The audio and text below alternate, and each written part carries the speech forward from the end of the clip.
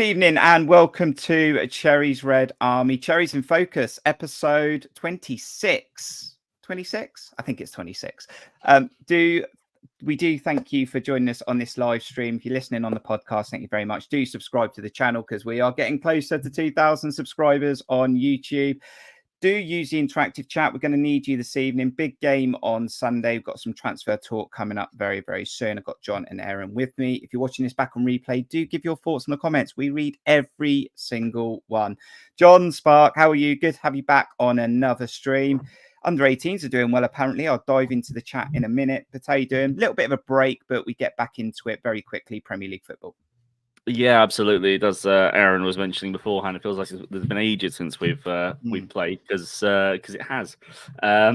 It's been a week and a half. It'll be 2 weeks by the time 2 weeks and a bit by the time we line up against Liverpool. But yeah, thanks everyone for joining us. Thanks for watching. And yeah, under 18s, I've caught all the goals because it's on Newcastle United's YouTube channel. They're playing away in the last 32 of the FA Youth Cup at St James's Park. And they've gone 4-0 up at half time. So it's some very good goals in there as well. I would highly encourage you to, not right now because you need to watch the rest of this, but later go back and watch the goals because they are very good goals. Although I'm sure AFC Bournemouth socials will be plastering that about the area. But so you'll catch them, but there's some belters in there. I will catch with them later, definitely. Let's go to our second contributor on Cherries in Focus, Aaron Kaye. Good to see you. Good to be talking AFC Bournemouth again. We have these little breaks, but we do need to refresh a little bit because we need all the energy for the second half of the season. Yeah, thanks for having me back on. Good to see everybody. Does feel like a long time. It would be 3 weeks since our last league game. That does seem like well, it was last year, wasn't it? I guess. But yeah, QPR game obviously in between, but raring to go back to Premier League action and nice easy one for us on Sunday. Yeah, nice easy one. Well, we are at home. We do have a chance against Liverpool. Stephen Dyer, first one in the chat this evening. Chris Hubble, hope you are well. Morgan Scott, thank you very much. Mark Singleton, Pete East, thank you very much. Up the cherries in all departments. Lee, hope you're doing well. Paul from Australia, Wayne Weldon, Omid, and Mark Cole. And anyone else who joins us in the next hour, do get your thoughts in there. Do come up with questions. Do give what you're thinking, stuff that's going on around the club at the moment, and we'll pick some of them out as we go along. We'll see how this stream goes. We are going to talk about the January transfer window. We are going to talk on. Let's get straight into the window then, shall we, John? Some news from the club in the last couple of days. Let's go firstly. It's mainly outs though. Let's be absolutely fair here. It was Joe Rothwell first. He is on his way, not too far, just up the road to Southampton. Oh, how the tide has turned. We are now lending them players in the Championship. It might be enough to get them over the line. I don't really care. I mean, it's 3 points at St Mary's if they're back in the Premier League next year. But for Joe Rothwell, something like 75, 76 minutes in the last 12 available games that he's had. And that's with Tyler Adams injured through that spell. He needs to play football. I'm sure he is not happy at the moment through not playing enough football. So good opportunity for him to go back in the Championship. A very good league that he's comfortable in. And let's see how he gets on because his value, we might be able to maintain a value for him if he ends up going permanently in the summer. Yeah. I suppose technically, I would imagine it'll technically count as pure profit when we sell him, considering we brought him in as a on a free.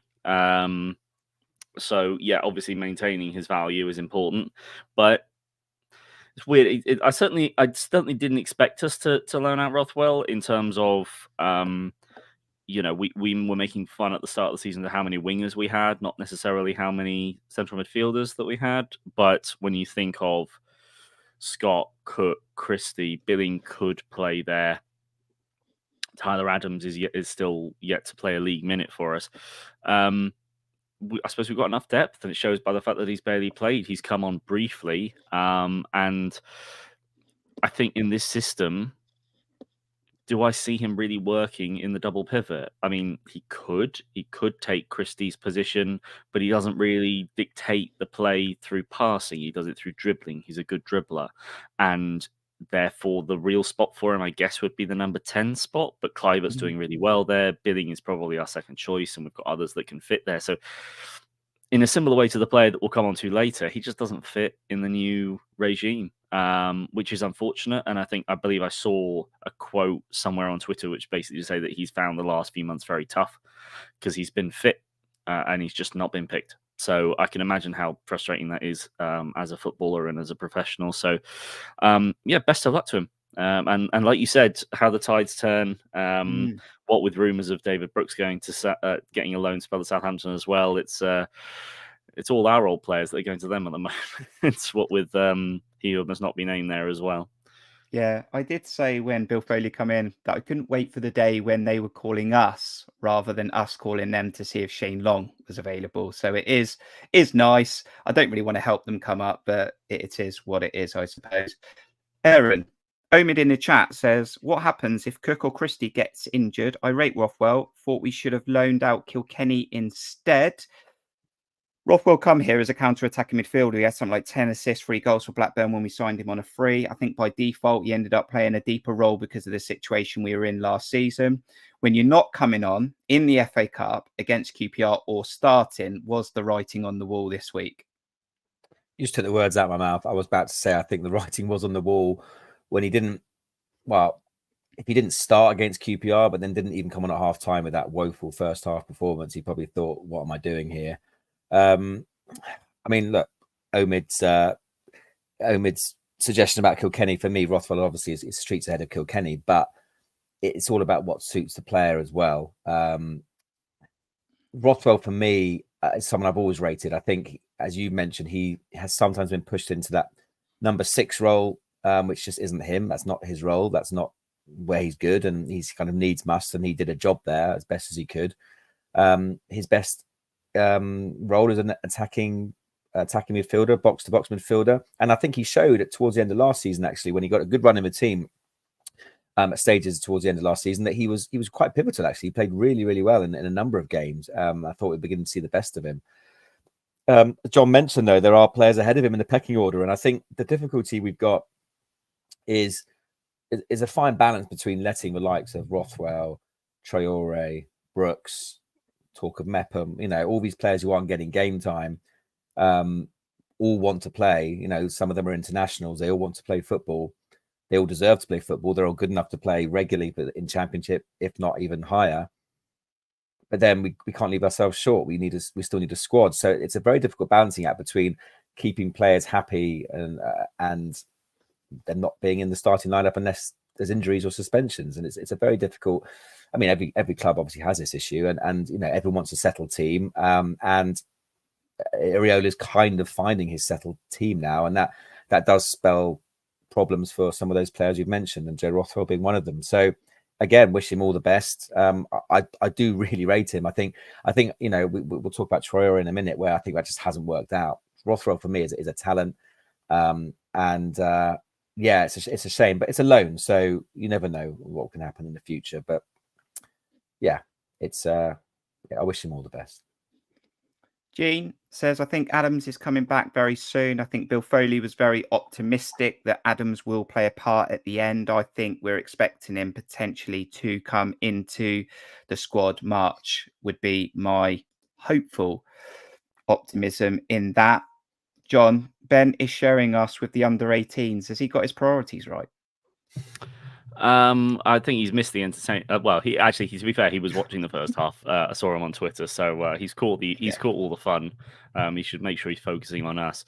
But just regarding that, mentioning Tyler Adams, and I've seen some people say February, but I think it's more realistic, particularly that we're not in any trouble. We don't look like we're going to be in any trouble. That just don't rush him back and just be sensible with it. And he comes back in March and. But I think him and Traore, who will come into a second, share a similar issue in regards the manager, who just doesn't seem to favour either of them. No. And the next one we are talking about, Aaron, and this has recently happened today, confirmed it's been building up to this, is that Traore's gone on loan to Napoli, a league that he's comfortable in. A league we signed him from. I mean, he's got a good opportunity here to go and play for a very good Italian side. Traore's problem was always going to be whether he fit the system. technically on the ball, he's very talented. We know that. But the Andoni Iraola ball, this type of football now requires more dynamic play, and it asks a lot more of you. And that was always going to be potentially the issue for Traore. And the amount of people he's got to compete in that position with. I don't know if you can remember, Aaron. I said to you when we signed him, I said, he looked a player. His numbers didn't blow me away. I don't know if you can remember. I said his numbers didn't blow me away, but let's see what happens. 5-0, by the way. Yeah, 5. Wow. Game over, I think. Yeah, don't encourage him to watch it, John. No, okay. Yeah, so I think I do remember you saying that. I think with Traore, first and foremost, actually, I'm delighted he's recovered from his malaria and fit enough to go to a great club like Napoli. So that's, I think, is great news all round that he can, he's able to hopefully play at a level that he's able to. I don't know what it is about Traore, because I was quite excited when we signed him. That as I've mentioned numerous occasions, that his debut against Brighton away was just sensational. He showed it in flashes, but he hasn't ever had a full run of a team, be it for injury or illness or whatever it might be. I mean, he has got attributes. He is very quick. He's very skillful, and I'm not quite entirely sure what it is with him. But I'm not sure, and I'm not best placed to judge. I'm not sure what his best position is or what he would say it is. Maybe the number 10. I don't know. I don't see him as an out-and-out winger. I think he kind of played centrally for the club before us. I can't remember who it was now. But however you say. Yeah, so maybe number 10. I don't know. But as John said, we've got a plethora of those players now. Number 10. We've obviously got a lot of wingers as well. So maybe it was his attitude or work rate. I might be totally wrong here. That just didn't fit in with what Andoni wanted. Although he didn't really play much under O'Neill last season either. So we spent a lot of money on him. So it would be good to recoup some of that. Certainly, with kind of FFP situation as well. So again, another player I wish all the best. I am generally upset that it hasn't worked out here for him, because I think it was a potential to be a really exciting signing for us. But there are other players who kind of push themselves ahead of him, and again, another one who needs to play football, clearly wants to play football, isn't particularly happy probably here at all, and never really settled, in all honesty. So yeah, I hope he blows the Italian league away and they want to sign him permanently, and every party's happy. But yeah, good luck to him. Yeah, John, I think it was a signing before we actually got it done deal with Andoni Iraola. There is a player in there, but again, when we're talking about writing on the wall, I can remember him getting whipped off in the EFL Cup first half, might have been against Stoke, and I was just watching Andoni, and he was getting so frustrated with him, where Ryan Christie knows exactly what Andoni wants. Traore was trying to do what Ryan Christie or someone like Billing would do when he's in the mood, but he wasn't pressing. He was creating issues for us. He whipped him off at half time, I think. And again, you just felt like, I don't think it's going to work for him. Yeah, I think that sums it all up. Really, is he doesn't do what is required of the system, and I think it's just as simple as that. I mean, particularly when you look at the fact that we paid, I think it was about 25 million euros for him. I think was the fee that was reported, and I believe that is although I haven't been able to find a source for it, that's what I've been seeing in terms of Napoli's option, is that they basically just need to repay exactly what we sent to Sassuolo to be able to get him from us. But yeah, it's a shame as well, because when he came to us in January, he couldn't stay fit. And if he'd been able to get a run in the team and show what he could do more to the Cherries fans, I think there would be a lot more, impetus for people to want him to play. There'd be more cries for him to play. But the thing is that the times that he has featured, particularly this season, he's just not performed. And the manager clearly doesn't like the fact that he's not pressing enough. There's particular movements he's probably not doing. I think you've just got to look at what Kluivert does and why Kluivert is rated to play the 10 role above Billing.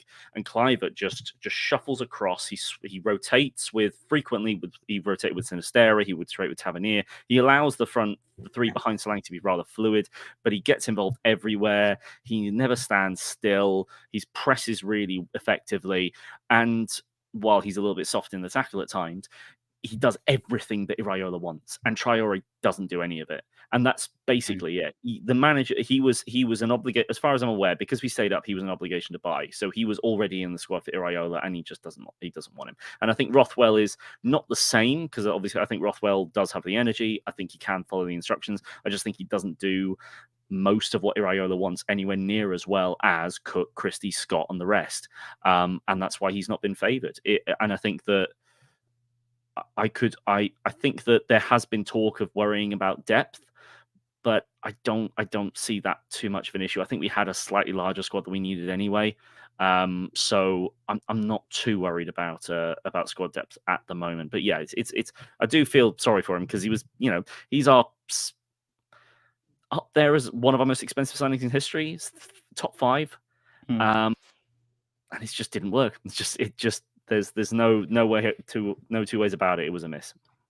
Yeah, and he might be one of those players where he is just got to be in the right squad, in the right club. He's not versatile like Cliver and can play different positions like Tavernier. So you can have these good players that are technically very good, but sometimes it's a very short gap about what they can and can't do in a certain team, in a certain squad. So we'll see what happens. We know that Kiefer Moore's got interest as well. We'll come back to that, I think, next week and see what happens. But I think, as Bill Foley said, if Kiefer Moore goes, we're expecting incomings. And I think we may see some incomings, likely to leave it quite late, guys. That's what we generally do in January. We'll leave it right to the last minute, create a bit of excitement within the fan base. So we'll wrap up the transfer talk for now on that one, because we have got a big game coming up on Sunday. But please do subscribe to the channel and hit that like button.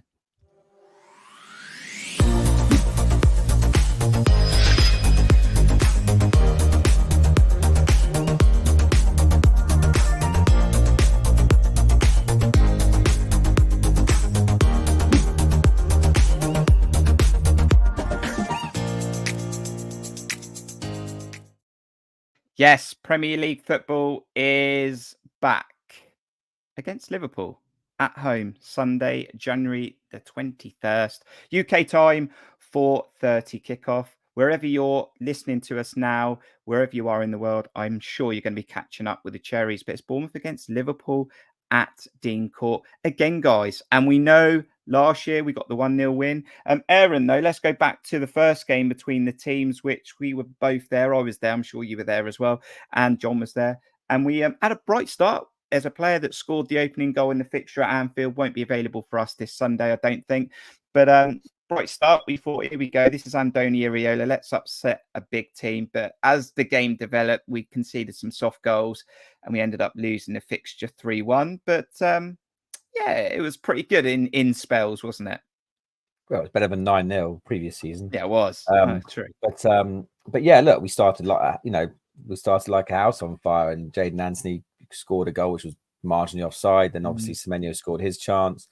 Sort of the first 20 minutes, it was like the first kind of viewing of the Iraola high press against the big teams and caused Liverpool all sorts of problems. But yeah, they came into it obviously, and a penalty, which still for me wasn't a penalty.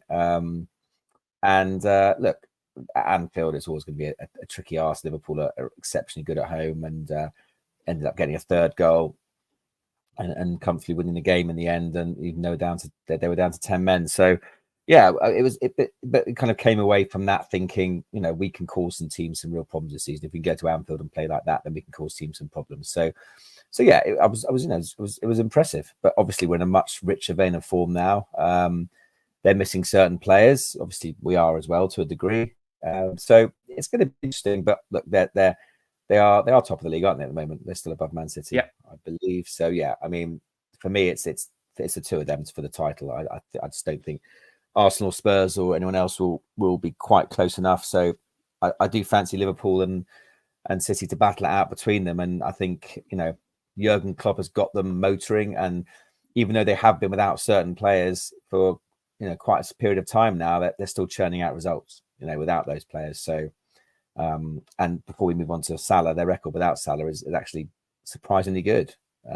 Even though he's been a kind of a thorn in our side, and absolutely delighted he won't be playing against us on Sunday.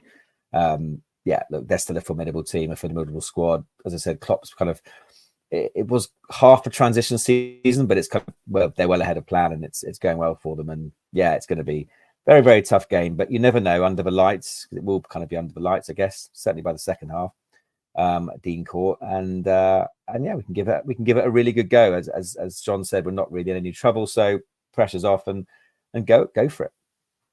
Yeah, I mean, it is first against 12th. Liverpool are top of the league with 45 points, Jon. And that quick summary of the first game at Anfield, and we didn't know it at the time, did we, Jon? But we would then establish a few games later that the players weren't quite getting it. It was a little bit all over the shop. We would then lose heavily at home to Arsenal as well. And it would take about 8 games to get our first decent points or even a performance. We were like, this is what we've been waiting for. But yeah, I can remember, if I can go back and I'm trying to go in my head here, I'm thinking, Kirk could have done better. I think we gave the ball away sloppily in the centre of midfield for one of the goals. Neto probably could have done better. And it was one of those days and many games after that where you just kept shooting yourself in the foot. Yeah, I'm pretty sure I remember looking into talking about the second, I believe it was the second goal with it was either on a Cherries and Focus or with one of you two at the time, that you could see the press was breaking down quite comfortably. Particularly what made it difficult was Trent Alexander-Arnold sort of shifting position between right back and moving into midfield. But you'd have sort of Anthony push onto one of the onto one of the centre backs, and Kirkes would have to then come up to Trent. And if you get the timing on that wrong, you basically just leave 3 easy passes to go from goalkeeper to right winger. And in the end, Szoboszlai was the one that peeled over to the right-hand side. And that's when I think it was Senesi gave away the penalty. No, it was Rothwell. I feel it was Rothwell. Yeah, that ended up tackling Szoboszlai to give away the penalty. Yeah, that was a sign. And then obviously, yeah, Arsenal was and Everton were both horrific, but things are looking much better now. I mean, with regards to Menyo, you never know. Given Garner's first game, he might be back before you even miss him. But yeah, we are so much better now at doing pressing and having and making sure that we're in our shape, and really not giving any real time for oppositions to really build up in central areas. And yeah, the press is just so much more effective now. And given that Liverpool will be without Trent, who makes things very awkward because he's so non-conformative. It's I forgot the name of the youngster, Richards, whoever's the youngster right back who's looked pretty good actually comes in, but Bradley, he's just a standard right back. He won't do what Trent does. So it makes things a lot.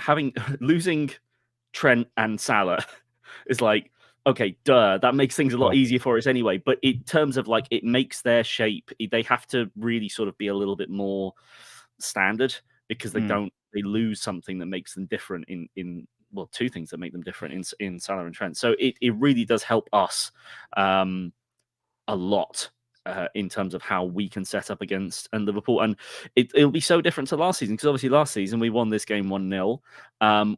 It was a relatively decent game for us. Obviously required Salah to miss his penalty. But I think it was one of our better games under O'Neill, but also had some really good counter-attacking moments. Whereas in this one, we create opportunities from much higher up the pitch. We have a much better opportunity to control the game. And what was very frustrating in the away game against Liverpool was that we went a man up and we still conceded the 3rd goal. And they were able to just maintain that control level. We looked like we were still running like headless chickens, trying to be. It was like every player was just like, hang on, wait a minute, what's going on here? We've got one more player. Why do we still keep losing the ball? And they just lost their shape for about 5 minutes, and that helped us concede the goal. So I expect things to be a lot closer this time around. And this will be a really fun game. I do think that I don't bet on us winning, but I certainly don't count against us getting a result by any means. Yeah, I do think we'll be a lot better this time round, and I'm sure Liverpool fans will take us seriously, and they're going to be missing those players that you've spoken about, and including potentially Slobosly, which we'll come to in a moment. We've got some predicted lineups from a website that can give you a rough idea in what's happening. John, just pausing the preview for a moment. Omid wants to know if you're any good at Football Manager. I don't play Football Manager, unfortunately. I've just never been able to get into it. No, I prefer I being think the I armchair haven't manager. played since like 0102. Was it 98, 99? When you get to Rebo West on a free. That was Championship Manager back then, I think, if I remember. And Guardiola was a free as well. Yeah, but I play a bit of FIFA, but I've just never been able to get into Football Manager. I don't know why, but maybe one day. I think you would be good if you did play it though. Aaron, back in the zone. Liverpool preview. Yes, we will be a better side. However, they are top of the Premier League and they are in form, just like us. If you look at the form table, both Bournemouth and Liverpool are right up there in the last 5-6 games, whatever you want to call it. But on the screen, Aaron, if you can see it, you'll see that Liverpool have been very good this season. The one loss away from home at Tottenham, and I think only one game they haven't scored in. So I know you're talking about no Salah, no creativity potentially from Trent Alexander-Arnold, but a lot of wins and a lot of draws in their season so far. Yeah, they still got a hell of a lot of talent. They've only lost one game, as you said, so maybe they're due another one. I don't know. I mean, you can add to that Robertson's obviously still out. Shimikas is out as well, his replacement. So I presume Gomez will be on the left. So both their fullbacks are going to be, getatable, should I say? And look, Salah's a massive threat for them, but they've still got Diaz, they've still got Jota, they've still got Nunez, Gapco, Gravenberch, etc. And if Slobosly's injured, they've still got Curtis Jones, Harvey Elliott. These guys are no mugs, and they're good players. So it is a big tick, but they haven't got Salah and Alexander-Arnold. For me, two of the probably most influential players, and Robertson as well, for that matter. But so yeah, it gives us more of a chance for sure. But as I said, it's going to be very, very difficult. Just touching on Garner, by the way, because John mentioned it before. Much as I would love Semenyo to be back, I don't want Garner to go out because it means Kudos will be playing against us for West Ham, and I think I'd rather have Semenyo out and Kudos out rather than both of them back. No, nothing against Semenyo, but just for that one game. So it does look like Garner will be going out early. So we'll only miss Semenyo for the Liverpool match, but that means West Ham will as well. So but as John said, it could be a really fun game, and I'd like to think we know we're missing Senesi for one game, but hopefully certain players will be back from injury and able to play, so it shouldn't really be a huge loss. And I'm looking forward to it. The rest of the squad, as I said, apart from Semenyo, obviously Dan goes, I think, away with Burkina Faso. Whether he's fit to play or not, he's obviously not available. So we're missing our flying left back as well. But other than that, I think we're hopefully, injuries and touchwood aside from their frolics, whether they've been in Dubai or traveling around the world, they all come back in, and should be back by now, and training well, and hopefully no injuries. Luke Andrews is very happy that there's no Salah or Trent in the squad for Liverpool. Wing says, hopefully all the chances goes to Darwin, and that means they'll score one at most. I mean, it'll probably be like the one he put in the top corner against us at the match. Yeah, in the EFL Cup. But John, let's take a look at our form, shall we? One which was at the Tottenham Hotspur Stadium on New Year's Eve, and we were going for a record of 5 wins in a row. We played quite well on the day, I'm hearing. I think you were there. We were pretty decent, but good form. We want to continue this. It wasn't enough, of course, to get Andoni the manager of the month, but wrong badge on his outfit, of course. But a very, very good spell that we went through at the back end of 2023. Yeah, but I'm glad that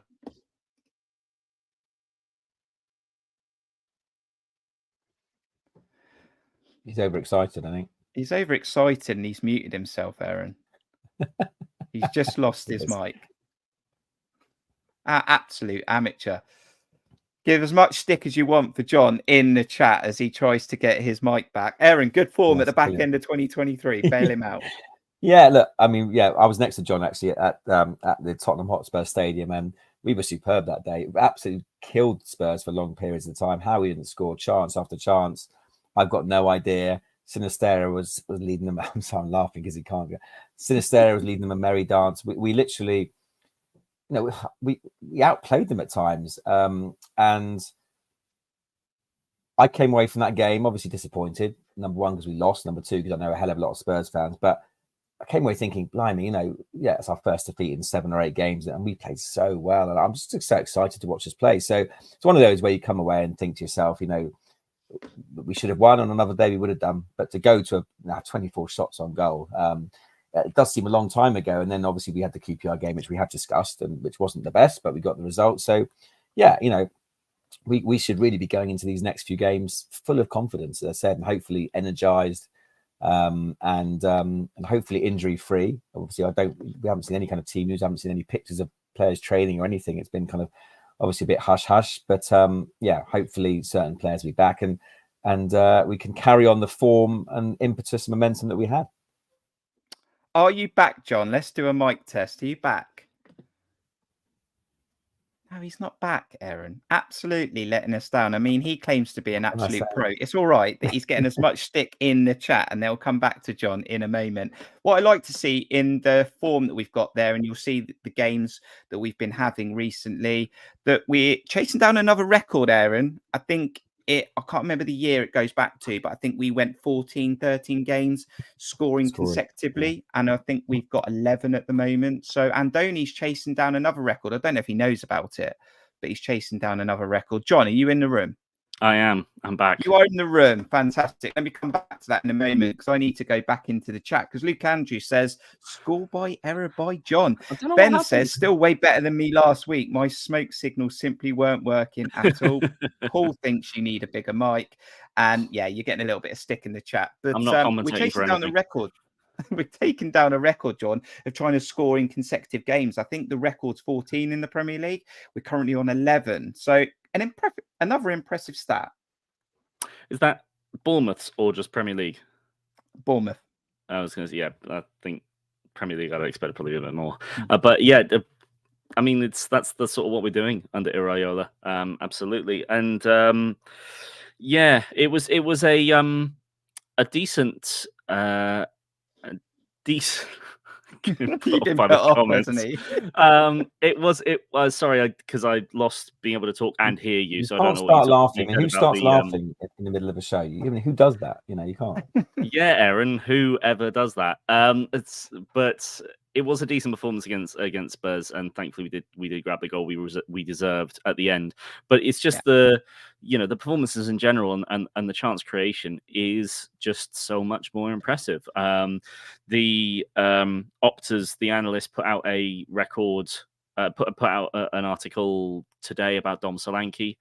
And that actually I was surprised that basically he's actually pressing less than he was last season, but the areas in which he's pressing are higher up, and just his general, his shots, he's shooting from much better areas. He's shooting on target more often. His chance conversion, his big chance conversion has over doubled.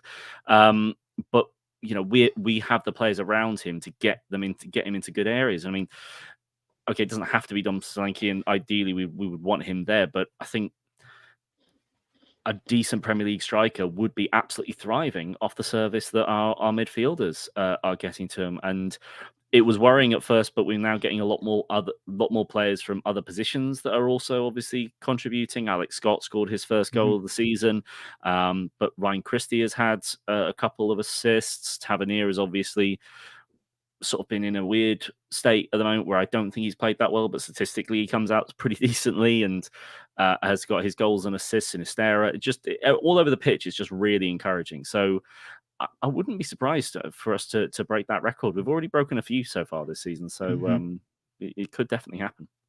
Love it. Right, Aaron, this is what Fantasy Football Scout are saying for Sunday. So look, we'll take it with a little bit of pinch of salt. They are saying that they're predicting it'll be Alisson in goal, Bradley, Konate, Van Dijk, Gomez, Sloboslai, 75% doubt or 75% potentially available, McAllister, Jones, Diaz, Jota, and Nunez. Is that what you think it might look like? Yeah, I'm pretty sure. I think, as I mentioned, I think the back four will be that because obviously Bradley and Gomez will play fullbacks because Trent and Robertson are out. Shimikas is out, so and then obviously Matip's out. So I'm pretty sure that'll be the back four, assuming they're all fit. Yeah, Sloboslai is the only doubt for me. I think if he's not there, then maybe Harvey Elliott or Gravenberch or even Gapco can play there. And I think that front three without Salah would probably pick itself.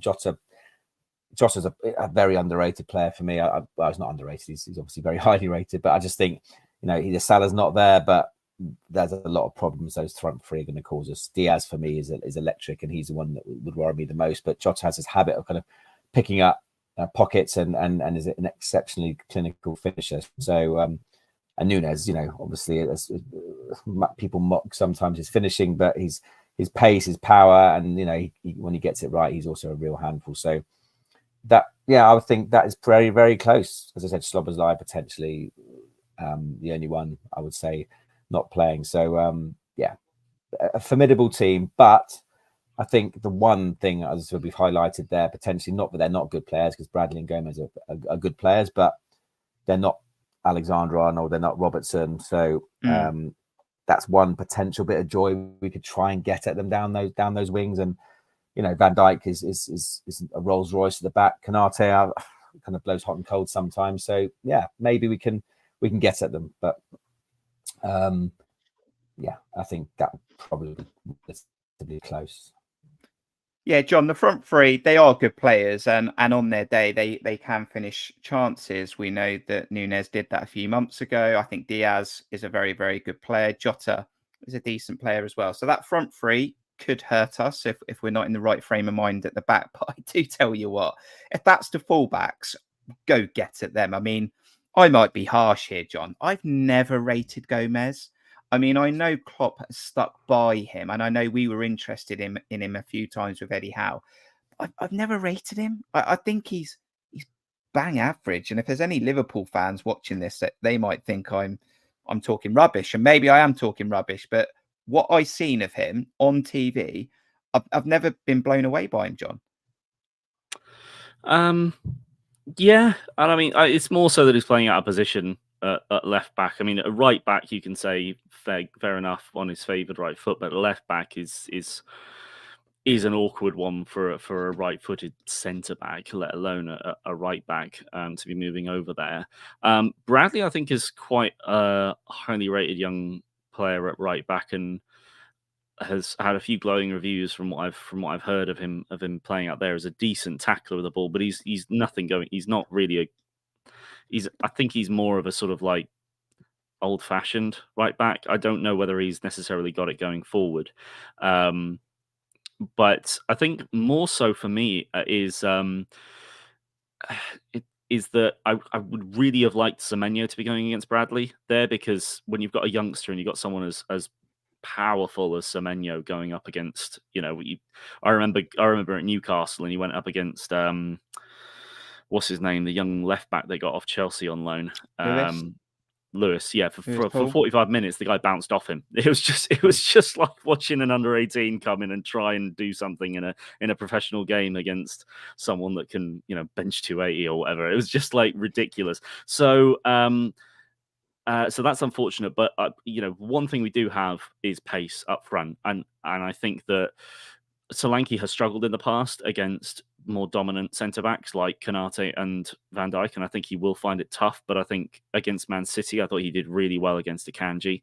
And what I think is the most interesting one for me is going to be Cliver in the game, because McAllister is not a number 6. Like, he can do it, he can do the job, but he's not a number 6. And if you got Curtis Jones next to him, who is an underrated player, I think, and then if it was who's a youngster they brought from Fulham? You mentioned him earlier, and I've forgotten his name. Harvey Elliott. If he comes in for Szoboszlai, Harvey Elliott. Yeah, that's quite a meek central midfield. If it's those three, and Harvey Elliott is like not very good. He's okay, but he's really not good. He juices his numbers by coming on late and scoring the odd goal. He's not that good.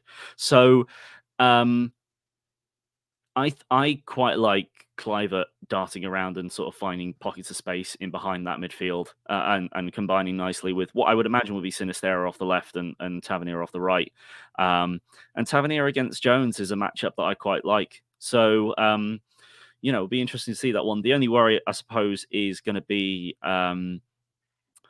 that someone's playing out of position at left back because Aarons is back fit from as far as I'm aware. So it means that either him or Smith goes to left back. Kirkers might be back. Oh, Kirkers might be back, you think? I think him and Kelly both could be. I think him and Kelly are both. Yeah, he's both. I've got a feeling him and Kelly are both going to be available. If either of them are available, that's great because Aarons needs some match fitness back because my God, we lost the goals 2 and 3 are almost exclusively because he's either out of position or he's just not match fit against Spurs. He was hopeless, unfortunately, with the line for the second and then just getting beaten far too easily by Johnson for the third. So, ideally we get Kirkes or Kelly back in the left back slot, and if we do, then I'm even more confident of our chances. Yeah. Paul says in the chat, does anybody know if Lloyd Kelly is training and fit? So let's head back over to the predicted lineups. This is not ours. This is off the internet. This is off Fantasy Football Scout. So they are predicting, Aaron, Neto, Smith, Sabani, Mepham, Senesi is banned. Aaron's off the left. Christie, Cook, Tavernier, Kluivert, Sinistera and Solanke. So from the top end, very similar to what John was saying. It's just that left back position, whether it would be Aarons or whether it would be Smith, whether Kirkes is fit, whether Kelly's fit. I'd naturally like a left footer there, of course. And interestingly, Mepham in this conversation. Well, I mean, look, if Kelly and Kirkes, if only one of them is fit, then Mepham's going to have to play. I'm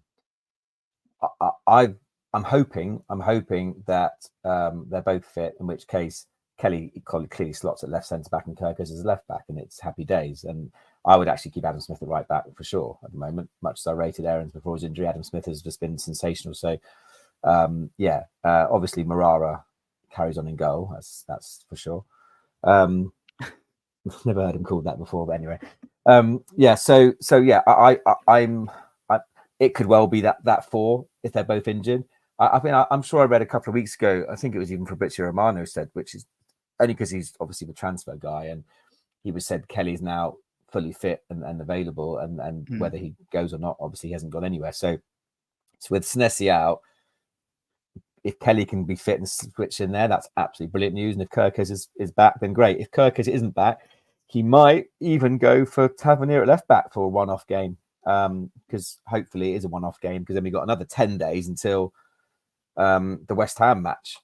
Ignoring the FA Cup. So I'm pretty sure that Kirkes and Kelly both be available by the West Ham game. But I'm hopeful they'll both be available, in which case Kelly centre back, Kirkes left back. If not, I wouldn't be surprised if Tavernier played left back and Mepham wasn't anywhere near the team after he was hauled off at half time against QPR. For some people felt he did better than others. I was there, and I just thought he wasn't great. And I just think, maybe his mind's not fully in it based on his pre-match comments as well. So James Hill obviously is now available as well. Don't know if he's going to play a part. But yeah, it's a lot of ifs and buts. The rest of the team for me picks itself. Cook, Christie, Tavernier, Sinistera, Kluivert, Solanke. No problems there whatsoever. So yeah, a lot of ifs depending on the fitness. Look, he might, if none of them are fit, Aarons could easily play left back. It's not ideal for him. Or Smith can play left back. It's not ideal, but at least Aarons is fit and available again. So we have got 2 fullbacks. But yeah, hopefully Kelly and Kirkes. Wing wants to roll back the years, John. He wants to roll back to 2019, playing Smith off the left if we absolutely have to. We know Adam Smith has done that on more than one occasion. He played so much on the left in 2019. When he was put back on the right, he just kept running to the left, dragging the ball with him. So it was quite interesting. Where does James Hill fit into all of this? He hasn't just come back to do some jogging on the beach, has he? I mean, he's going to want to play a part. Is this his chance with Senesi banned? I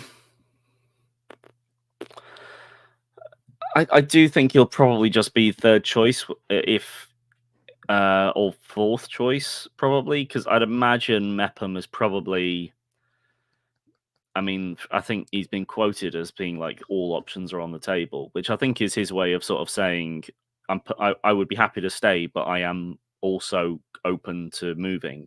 And if I'm him, like, unlike Kiefer Moore, who basically is guaranteed to be the starting striker for Wales, Mepham has not always started at centre back for Wales. Even when they played a back five, he hasn't always started for Wales guaranteed. Even though I think he's probably their best centre back, Rodon's the one that seems to be favoured a little bit more. But I mean, he's 28 now.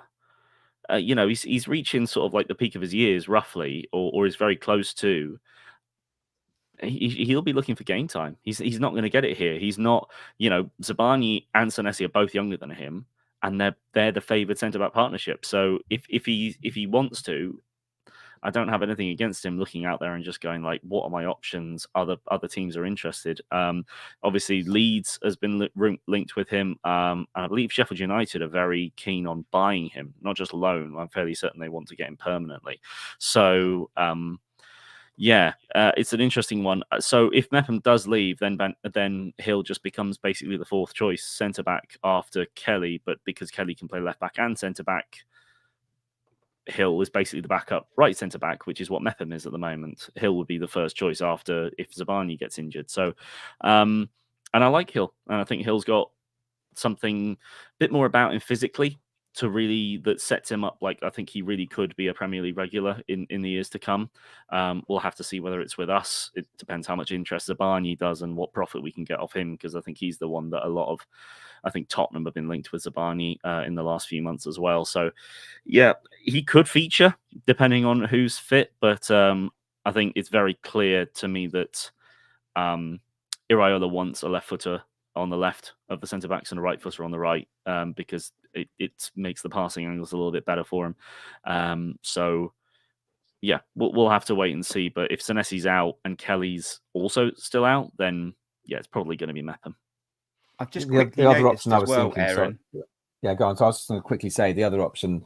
I mentioned Tavernier playing left back because we know he can obviously do that if he has to. But with Semenyo and Dango being out, that's more of a problem. But then theoretically, Kluivert could play on the wing with Scott playing number 10. So I was going to say they haven't got Alex Scott in this lineup, which I would be very surprised if Alex Scott doesn't play with his deliveries at the moment at Loftus Road and what he gives us. So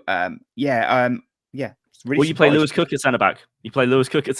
Well, not against Liverpool. No. I mean, it might work against a Championship side trying to stay in the Championship. I'm not sure it's going to work against the top of the Premier League. I think it's a good opportunity, though, guys, to start asking our interactive chat what they think the score prediction will be at Dean Court on Sunday in the Premier League between Bournemouth and Liverpool. Your 1 minute warning is here right now. Come back quickly after this ad break to talk about Dom Solanke, then we'll get their score predictions.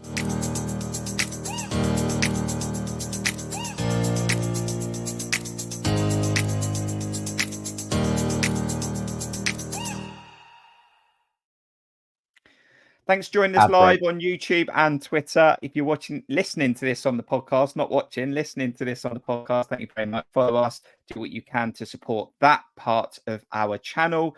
And do get your score predictions in the chat now. What do you think the score will be on Sunday? Aaron, Dom Solanke picked up an award in banging form, having a fantastic season, getting some decent numbers in the Premier League, what he would have set out to achieve at the start of the season.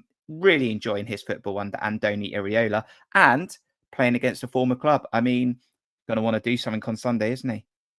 Yeah, he's loving it at the moment.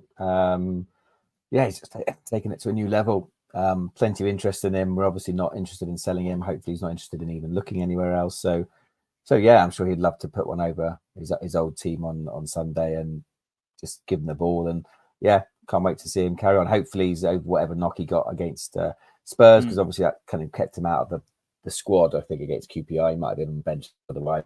So hopefully he's fully ready and raring to go. Yeah, what are some of these clubs trying to do, John? Are they just trying to upset the apple cart a little bit? I mean, the guy's on a long contract. He's going nowhere. Bill Foley is clear in his message. No way is Dom Solanke leaving AFC Bournemouth yet. No, absolutely not. I mean, they can sow some seeds and whatever. But to be fair, that happens behind the scenes before thousands of times before any of us hear about it. Agents are talking all the time to different clubs. So, but Solanke has signed a contract very recently to extend his deal again, and I think that's the second or maybe even third time he signed a contract since initially joining us from Liverpool. Like, the guy's happy here. So, he used to be Scouse, but now he's got a seaside house. So why would he want to go anywhere else? So it's yeah. Now, admittedly, obviously, the other part of this is basically Dom's now really done it, but he's doing it, but he's only done it for half a season. Now, that's the simple way to look at it. But in terms of his pressing, in terms of his off the ball work, in terms of being a complete number 9, he's been that for 3 seasons. So, to the average fan that's going, he's scored like 10 goals in 90 appearances before this or whatever. It's like that was a different player, basically. Bournemouth fans know how good he is. And I think a lot of scouts of higher up teams will as well, which is the worry. If the only sort of comparison we've got, of course, is that Josh King scored 14 goals in half a season, if I remember something like that. And that was a flash in the pan. He did okay for us before and after that, but he was never that prolific again. So that's what I think people will be waiting for. Can he go and score over 20 goals this season? And if he does, then I think there'll be a lot more talk in the summer, and we'll find it difficult to keep hold of him. But I think there's a decent chance that we could say to Dom, you'll be guaranteed first team games here. We're playing well. This we might even hit Europe and say, give us one more season. If we hit Europe, stay. If we don't, we'll sell you for 80 odd mil. But we've got a lot of strength in this position with Dom, and the fact that I don't think he wants to leave at the moment really suits us, obviously. Yeah. Josh King, that name rings a bell a bit. I mean, he scored some goals in 2016-17. I'm not sure what he's done in the last couple of years, but he was a good player for us when we needed him, and Callum Wilson was recovering from a bad injury. That's absolutely fine. Let's go into the chat. And just to add, I think Dom Solanke's attitude, mentality, what he wants to achieve in the game is way above, I think, just a bit way above Josh King. So I think absolutely agree with you, John. I think he knows what he wants. He'll have ambitions to play for England, maybe play in Europe. Plenty of time. Keep doing what you're doing. Playing football week in, week out, Dom. Mark Cole going for a classic 2-2 at Dean Court. Stephen Dyer's going for a Cherries 2-1. Morgan Scott's going for the clean sheet to Neto. Be a discount coming in if that happens. 2-0 to Bournemouth. Wing is going for 2-2. Chris Hubble going for 3-2. Omid also confident 2-1. Let's stop there in the chat. We'll come to Ben in a moment, Aaron. I am feeling confident. I think this is a Liverpool side you can get at. I think they are top of the league, but they are missing some players, and I think it might be a little bit of a basketball game potentially. That's how I'd like to see it play out. I think get this right, and I think we return to winning form. Liverpool only lost once this season. Are they due another loss? Liverpool fans watching this video, do let us know in the comments. I think it's 2-1, Aaron. Your score prediction? 2-1. I'm not I'm not confident, but I am not looking forward to this game. I mean, I'm looking forward to this game, and I think it'll be really interesting to see how we attack it. Hopefully, the break hasn't kind of stalled our momentum, because as I mentioned, even though we lost to Spurs, we still had a lot of momentum of playing very well. I am going to go with a couple of people in the chat and go for a 2-2. I think there are goals in it. I'll be delighted. I think it'll be a great result, clearly. And yeah, an exciting game, 2-2, and come away with something from it. Ben is going for, we'll score within 5 minutes. Dom Solanke, I'm adding to this, Ben. Dom Solanke, bow and arrow comes out, but we can see just after half-time going for 1-1. John Paul is also going for 1-1. Mark Singleton joining me on the 2-1 train. Loving that. Luke Andrews is going for an impressive 3-2 at Dean Court. Should be a cracker if that ends up being the case. John, I've gone for 2-1. Aaron's going for 2-2. Your score prediction? 1-1. When I think about when we went to Man United and in the position that they were in, I was very confident that not only we would get a point and get a result, but I was confident we could win that game because of how good we had been and how poor Man United have been, and in sort of the atmosphere of Old Trafford, and yeah, a lot went into that. But oh dear, not looking good. It was Gale Force. It was Gale Force wins, and we played them in the Carabao Cup, and actually we did quite well against them in that game. Yeah, 2-1. Although it could actually help us. It could help us. We were more. also playing a slightly weaker side as they were as well. Yeah. But that was a very close game. That was also a very close game. And in this one, I'm not so confident that we will win, not at all. But I am confident that we can get a point. And I think and I think it will be quite back and forth. I do think if we're going to get a result, we need to score first. I don't think we will. We obviously won't just sit back like we would under O'Neill. We will push and we will try and get another goal, which is, how we scored 3 at Old Trafford. But I do think that, Solanke will probably struggle at times against Van Dijk and Konate. They're both very physically dominant centre backs. And yeah, I think it'll be a very, very interesting game and should be quite fun. But I'm going for a 1-1 draw. 1-1 draw from John as well. So let's just wrap this latest episode up by thanking you monthly members and anyone who donates to the channel. We've had loads of support this season and in previous seasons. We couldn't do it without you. Thank you so much. We have to do this every single time because we really appreciate the support you give. You can support the channel or donate at buymeacoffee.com/Cherries Red Army. But honestly, don't feel you have to, but do smash the like button, because between now and kickoff on Sunday, it will help this video grow, help the YouTube channel grow, and we will get even closer to 2,000 subscribers. Keep following the channel. John, I haven't even spoken to you about this yet, putting you on the spot. Watch along? Are we thinking about it? Oh, this for Liverpool? Yeah. No, it's I'm away. But I'm away this weekend. I'll try and catch the game. But I was thinking though, because I have been keeping a little bit of an eye now and again on this Bournemouth Youth Cup game, and it is full-time whistle any moment now, and it's 5-0. Been really impressed. I think it's looking pretty nice. Some of these youngsters coming through, and the strategy of the club.